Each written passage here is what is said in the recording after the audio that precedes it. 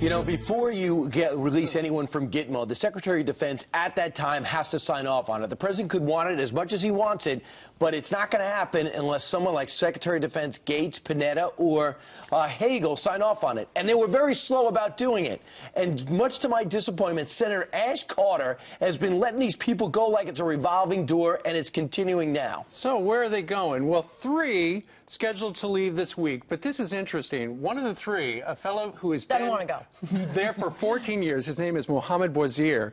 He's from Yemen. According to his attorney, he's scared to go back to Yemen. He apparently is depressed, and what his lawyer has said is he has compared this man right here from Yemen, who doesn't want to go back, to that guy from Shawshank Redemption, the movie. He spent so much of his life in prison, he just can't handle life outside of it. He's afraid to go to a country, he said. He's 35 or 36 years old. He's afraid to be sent to a country where he says he won't know anyone.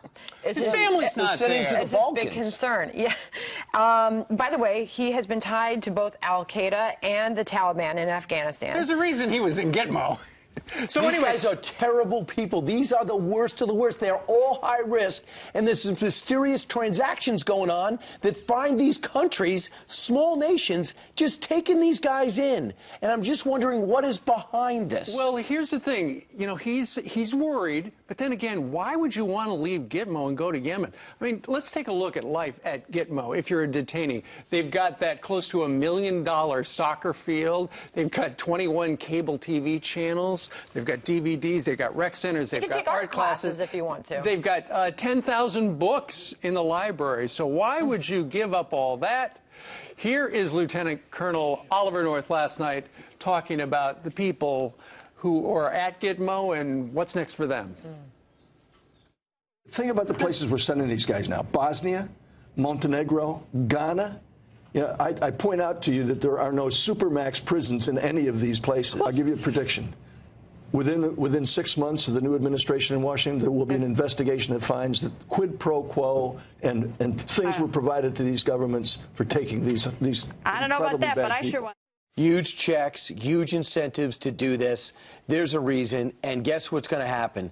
They're going to find out that these guys have rejoined in the fight, and just think about if you're the man or woman that arrested these guys or died trying to round these guys up, and then you find out that our country's just putting them back in the fight.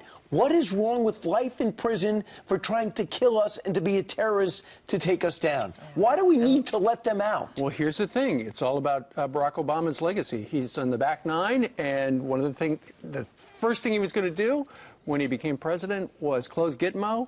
It's 7 and some odd years later, still not closed. And yet, even though some are being sent away, they just don't want to leave. They've been there so long, they're so comfortable. They're under 90. The last 30 are impossible to move. They're called the dirty 30.